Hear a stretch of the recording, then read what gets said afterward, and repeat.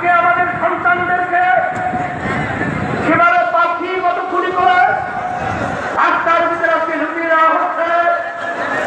আমি বাংলাদেশের সর্বশ্রেণী ছাত্র জনতা আলেম ওলামা হাফেজ সবাই আহ্বান জানিয়েছিলাম, এখন আমাদের ঘরে ঘরে বসে থাকার সুযোগ নেই, ঘরে বসে থাকার সময় নেই।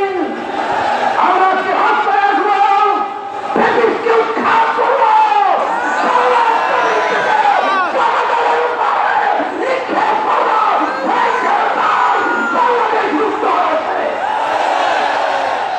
এই হিসাবে আজকে আমরা দেখেছি দুই শ্রেণীর মানুষ এখন দুই মেরুতে অবস্থান করছে। এর ভিতরে এক শ্রেণীর মানুষ হলো যারা নাকি আমরা দেশ প্রেমী, আর এক শ্রেণীর হলো ক্ষমতা প্রেমী। সরকার তারা দেশ প্রেমিক ছিলেন, তারা ছিল ক্ষমতা প্রেমী। তারা কিন্তু এক পর্যায়ে আমাদের বাংলাদেশ থেকে পালিয়ে কাটাতার পার হয়ে ভারতে অবস্থান করছে।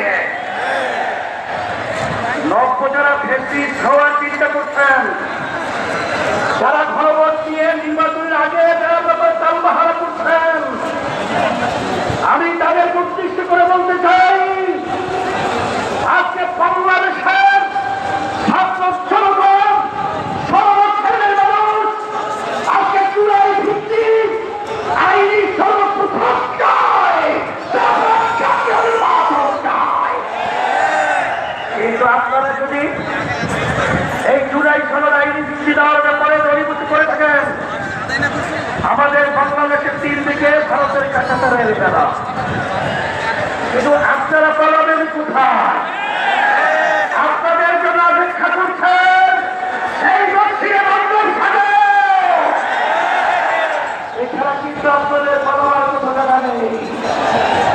এই হিসাবে কত আহ্বান জানাবো, ভালো করে বুঝলাম যে সরকারকে আমি অনুরোধ করছি, আমরা অনুরোধ করছি যে আপনারা যখন আমেরিকায় গেছিলেন তখন তিনটা উল্লেখযোগ্য দলকে সাথে নিয়ে গেছিলেন, জামাত ইসলামী বাংলাদেশ, বিএনপি, এনসিপি, কথা ঠিক কিনা?